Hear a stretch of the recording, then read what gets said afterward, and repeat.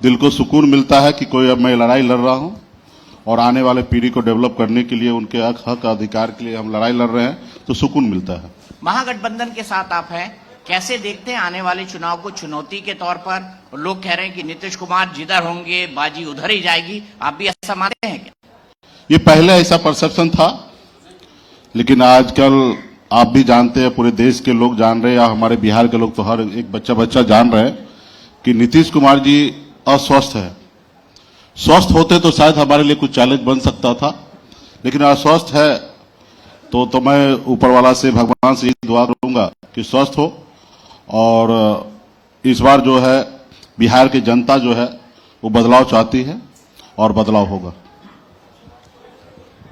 20 साल एक बहुत लंबा वक्त होता है, लेकिन 20 साल में भी आपको संघर्ष करना पड़ रहा है, चुनाव के वक्त आकर, चुनाव से पहले आकर। और जो पॉलिटिक्स में परसेप्शन चलता है, परसेप्शन कहता है नहीं, नीतीश साहब के पास एक बेहतर कास्ट कॉम्बिनेशन है, आपके पास भी 30-32% वोट ऑलरेडी है, लेकिन नीतीश कुमार के पास ज्यादा बेहतर कास्ट कॉम्बिनेशन है। आप एग्री करते हैं इस बात से?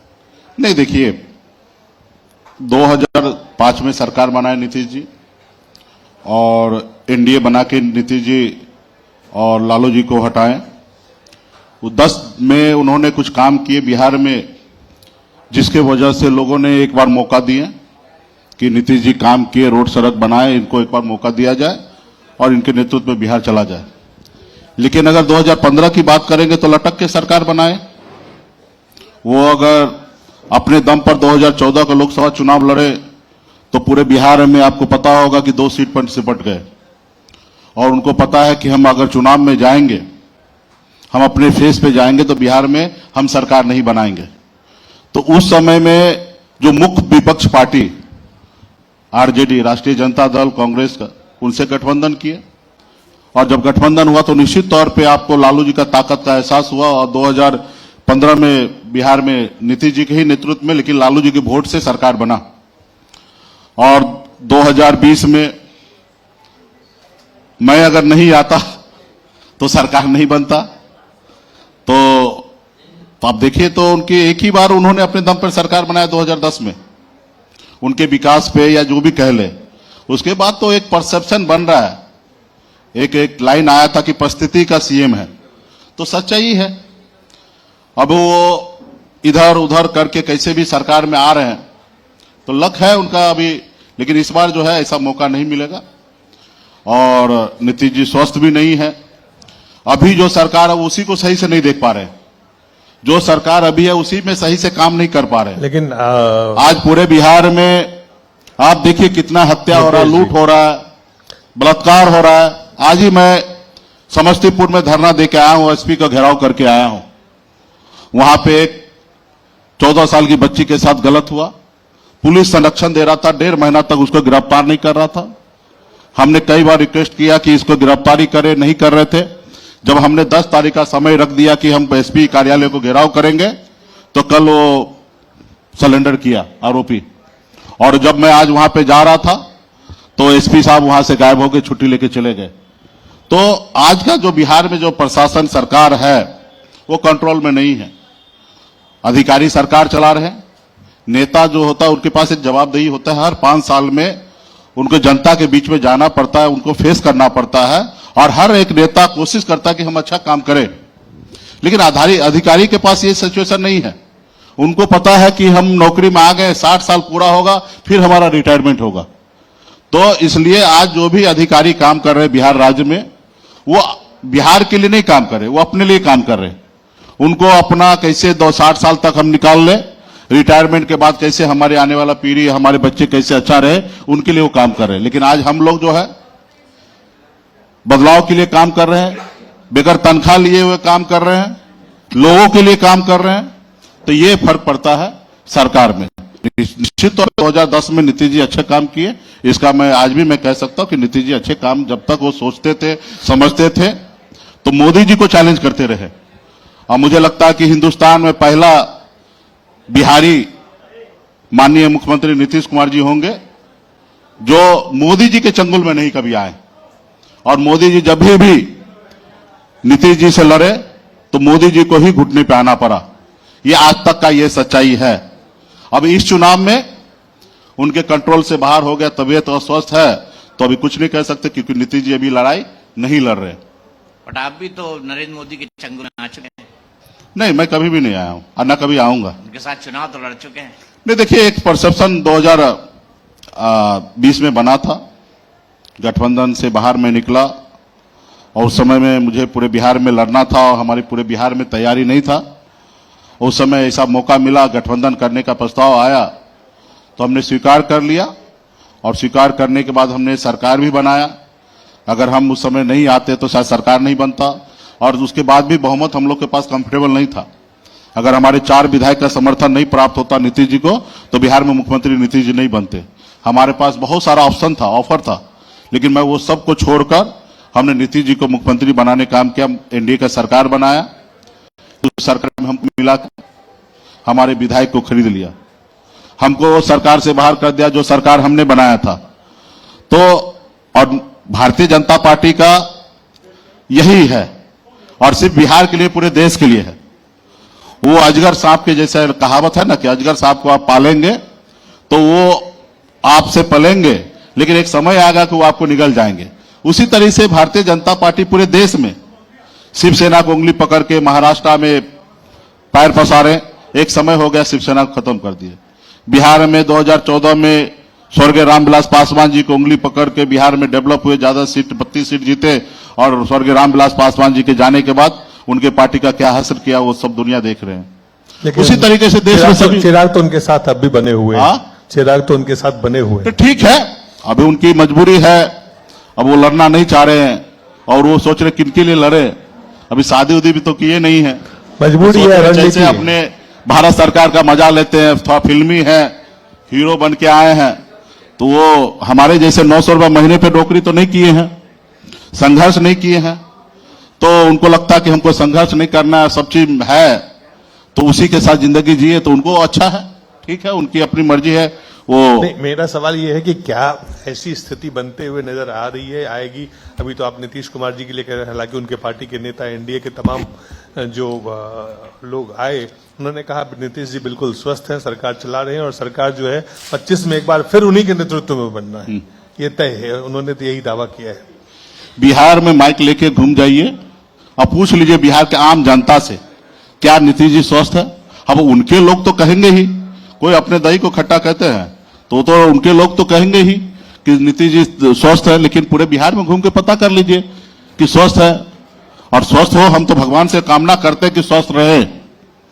नीतीश जी को हम लोग नेता मानते हैं, सामाजिक न्याय के नेता हैं। ये बात अलग है कि वो भाजपा के चंगुल में है, भाजपा के साथ है, ये बात अलग है, ठीक है, लेकिन सामाजिक न्याय के व्यक्ति हैं और उनके आज भी मैं इज्जत करता हूं। मैं उनके मंत्रिमंडल में मैं रहा हूं, बंद कमरे में जब हम लोग बैठते थे, नीतीश जी हम रहते थे तो हमको बहुत सीख देते थे और हमको बहुत कुछ बताते थे कि किनके साथ बैठना चाहिए, किसके साथ नहीं बैठना चाहिए और किन से बच के रहना चाहिए। तो उनके सीख पे आप चल रहे हैं कि बीजेपी? हाँ, निश्चित तौर पर उन्हीं के सीख पे मैं चल रहा हूं। बीजेपी के साथ है? हाँ, वो तो खुद बीजेपी के साथ है। वो है वहां पे, ठीक है, उनकी मजबूरी है। मुकेश भाई भी आ सकते हैं, इनके बारे में बहुत चर्चा चलती रहती है कि चुनाव से पहले ये चर्चा क्यों आखिर? जो ये अभी मैं आपके मन से ना बोल रहा हूं और कोई हमारी चर्चा करे कि हमारे साथ आएंगे तो ये हमारी ताकत है, क्योंकि बिहार में 10% वोट हमारे पास है और बिहार में पिछले 5 साल में सभी पार्टी ने अकेले उपचुनाव लड़ा है, जिसमें चिराग पासवान भी जी चुनाव लड़े अकेले, कांग्रेस पार्टी भी चुनाव लड़े हैं और मैं भी अकेले चुनाव लड़ा हूं और अन्य पार्टी भी चुनाव लड़े हैं। आप देखिए पिछले 5 साल में 3 बार उपचुनाव लड़ने का हमको भी मौका मिला, चिराग जी को मिला और बाकी पार्टी को भी मिला। किनके पास कितना वोट है? हम एक बार चुनाव लड़ते अकेले अपने दम पर 30,000 वोट लाते हैं, वहीं पर जो नेशनल पार्टी है वो चुनाव लड़ते हैं उसी जगह पे तो उनको 1300 वोट आता है। तो मेरी अपनी एक मेहनत है, संघर्ष है, जिसके बदौलत हमारे पास वोट बैंक है और 10% का वोट है और ये वोट एनडीए के साथ, लालू जी के बाद अगर ये वोट अगर देखा जाए तो एनडीए के साथ रहा और एनडीए के पास अगर ये 10% वोट अगर निकलता है तो उनके लिए 20% का नुकसान होगा और मुझे लगता है कि वो इतना बड़ा नुकसान नहीं झेलना चाहते हैं, इसलिए वो हमारे प्रति सॉफ्ट कॉर्नर रखते हैं, झूठ भी बोल देते हैं कि वो हमारे साथ आएंगे, मीटिंग चल रही है, बात चल रही है, कहीं आग जबकि लगी मैं हुई कई है बार तो खंडन ये करता भी हूं, तो हो आपके मन से सकता भी है कि खंडन कहीं करता आग लगी हुई है, बातचीत चल रही है। नहीं, मैं अभी धुआं उठ रहा है। मैं इतना स्पष्ट तो कह रहा हूं ना कि भारतीय जनता पार्टी से कोई समझौता नहीं होगा। आपको लगता है कि सियासत में कोई भी बात जो आप कहते हैं चिरस्थायी होती है? चिरस्थायी तो है नहीं। अभी तो यही बात मानना पड़ेगा ना, जो हम कह रहे हैं वो बात मानना। वो कैमरा के बाहर कैसे भी किसी तरीके से परसेप्शन बना रहा है, उसकी बात को आप सही मान रहे हैं, लेकिन हमारी बात को आप सही क्यों नहीं मान रहे? मैं सही मान रहा हूँ। हम कितना अच्छा कंफर्टेबल है, हम अपने छोटे भाई के साथ कंफर्टेबल हैं। बिहार में हम अपनी सरकार बनाएंगे और यहां पे जब सरकार होगा तो हमारे छोटे भाई का सरकार होगा, सीएम होंगे, और बिहार में सरकार हम लोग दोनों भाई मिलकर चलाएंगे। वहां पे जाने के बाद तो मुकेश जी डिप्टी सीएम होंगे? हाँ, जरूर होंगे, जरूर होंगे। जी हाँ। वीआईपी पार्टी का डिप्टी चीफ मिनिस्टर फाइनल है, उसमें कोई किंतु परंतु नहीं। उसमें कोई किंतु परंतु। हाँ। कितने सीट पे चुनाव लड़ने जा रहे हैं आप? ये महागठबंधन के प्लेटफॉर्म पे हम लोग बैठ के चर्चा कर लेंगे। 10% 12 तारीख को भी हमारी बैठक है और ये सब चीज, हमारे पास सीट भी पर्याप्त है, 243 सीट है और गठबंधन में कोई किंतु परंतु नहीं है। कंफर्टेबल सीट हम लोग लड़ेंगे। रहा कि आप सबको पहले से भी जानकारी है कि अभी हम लोगों ने मार्च में राष्ट्रीय कार्यकारिणी का सम्मेलन रखा था, तो उसमें हम लोगों ने निर्णय लिया कि हमारी पार्टी 60 सीट पर लड़ेंगे और हम लोग उम्मीद करेंगे 60 सीट पर वीआईपी पार्टी लड़े और 2-4 सीट कम ज्यादा होगा, ये सब कोई बहुत बड़ा बात नहीं है, हम लोग सेटल हैं। बहुत बहुत शुक्रिया मुकेश सहनी जी, आप आए, आपने हमसे बातचीत की और मैं आपसे अग्रिम शुभकामनाएं आपको देता हूं कि ऐसा ही हो, आपकी वाणी पर मां सरस्वती बैठे और आप डिप्टी चीफ मिनिस्टर बने। जरूर, आपका मेरी तरफ से शुभकामनाएं। चलिए, बहुत बहुत धन्यवाद, आपका शुभकामना मिला है तो निश्चित तौर पे हमारी सरकार भी बनेगी और सरकार का एक बड़ा हिस्सा ताकत हमें भी मिलेगा। और जो मैं अपनी जिंदगी में 900 रुपये महीने पे संघर्ष करके इस मुकाम तक मैं पहुंचा हूं, हमको अगर मौका मिलेगा तो निश्चित तौर पे वो विजन बिहार में भी हम लोग लागू करेंगे। और अभी बहुत सारा बात आपके हमारे छोटे भाई तेजस्वी जी ने बात को रखा है, उस सब चीज को हम लोग फुलफिल करेंगे।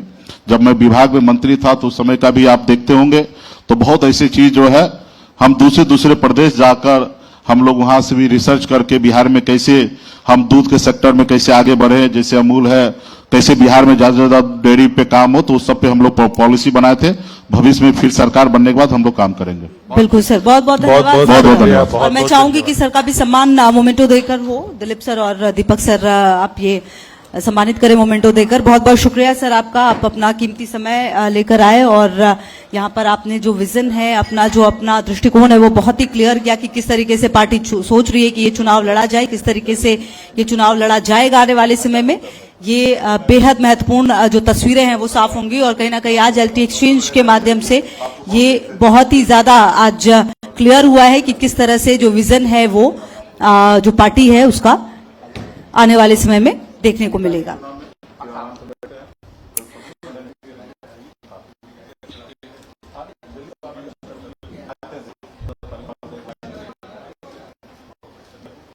LT exchange